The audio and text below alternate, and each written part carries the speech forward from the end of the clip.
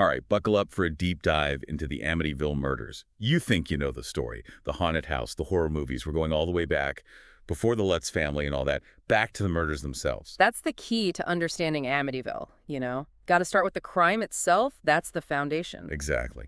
So November 13th, 1974, the DeFeo family home turns into a total nightmare. 6 family members dead, shot, execution style. Their son, 23-year-old Ronald DeFeo Jr., he's the one they're looking at. And right off the bat, Ronald Jr.'s story, it's like something out of a horror movie. He says voices made him do it. But you dig a little deeper into this family, the DeFeos, and a really messed up psychological picture, it kind of starts to come into focus. Voices, huh? Like he's hearing things. Okay, now we're getting to spooky territory. But before we go too far down that road, let's stick with the facts. What can you tell us about the DeFeo family? Well, picture this. A house ruled by this really troubled father, Ronald DeFeo Sr. Abusive, we're talking seriously abusive, and not just to his wife, Louise. Yes, sources describe it as a really brutal environment. Physical abuse, mental abuse. This was not a happy family. No, not at all. And this abuse, it was especially bad for Ronald Jr. We're talking like the kid turned to food for comfort, got bullied for his weight. You can imagine it's a classic, a tragic cycle. So you're saying all this pressure, all this abuse, it's like a pressure cooker. Exactly. And what happens to a pressure cooker? Eventually, it explodes. Exploded, dead. Yeah. November 13th, 6 family members gunned down. Ronald Jr.'s story. He was at work, came home, found them all, which, well, the cops weren't exactly buying it. Not for a second. They found the murder weapons rifle box empty right there in Ronald Jr.'s room. Oops, busted. Pretty much. Yeah. So, of course, the story changes. Now he's saying it was a mob hit, but eventually he cracks, confesses, and, you guessed it, blames those voices, those demonic voices telling him to kill. So what are we supposed to believe? It's like, was he a stone-cold killer caught in some mob mess, or was he actually hearing voices?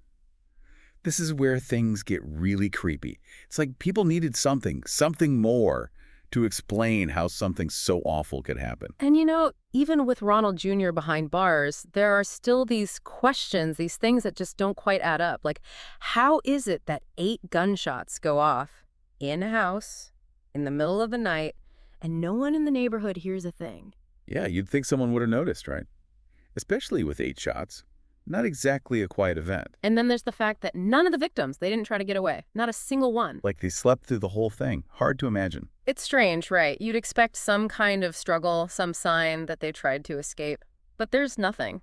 Did they ever look into whether maybe there was another shooter? I mean, if there were 2 people involved, maybe that explains why no one heard anything. That's been a big question mark in this case.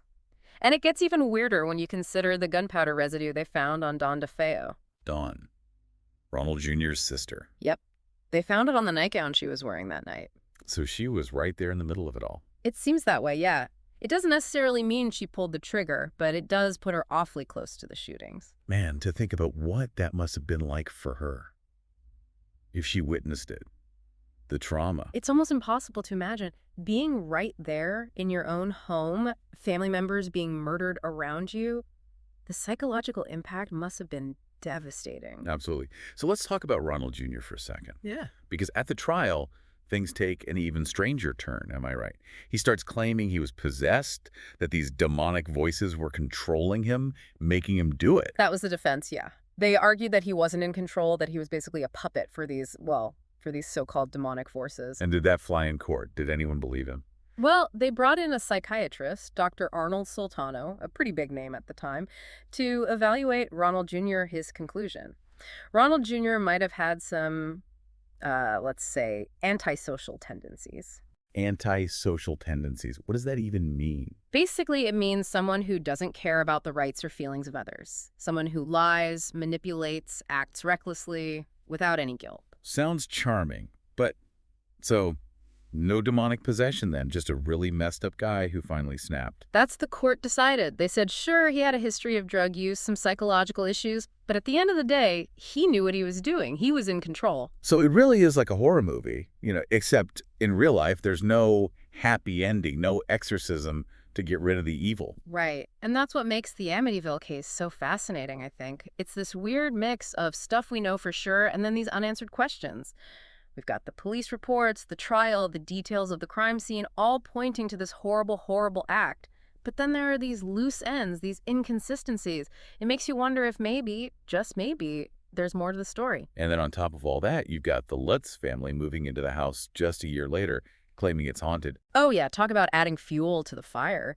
That's when the legend of the Amityville horror really takes off. So you're saying the Lutz family, they were making it up. The house wasn't really haunted. Ah, it's not so clear cut. I mean, they reported all kinds of crazy stuff, cold spots, bad smells, even seeing demonic figures.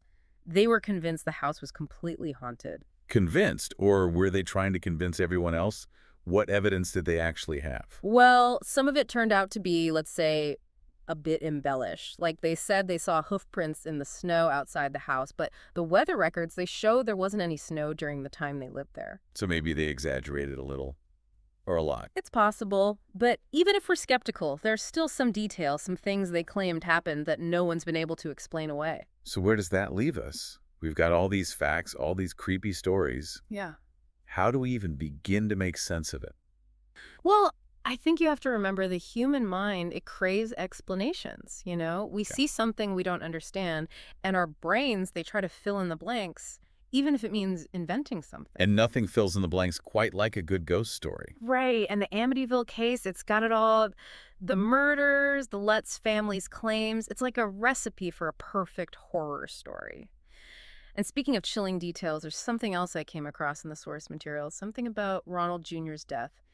He died in prison back in 2021. Yeah. Cause of death, never released. You're kidding. No. It's like, even in death, this guy's story is shrouded in mystery. It's almost too perfect, like something out of a movie. But let's bring it back down to earth for a second. Yeah. What's the real takeaway here? What did we learn from all this digging, this deep dive into the Amityville murders? Well, for me, it's a reminder that sometimes truth is stranger than fiction. The Amityville case, it's not just about ghosts and demons. It's about real people, real pain, real tragedy. It's about the darkness that can hide inside even the most ordinary seeming families. Exactly.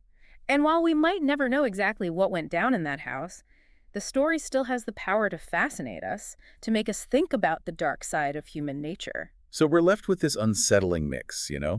Verified facts, disputed claims, and mysteries that may never be solved.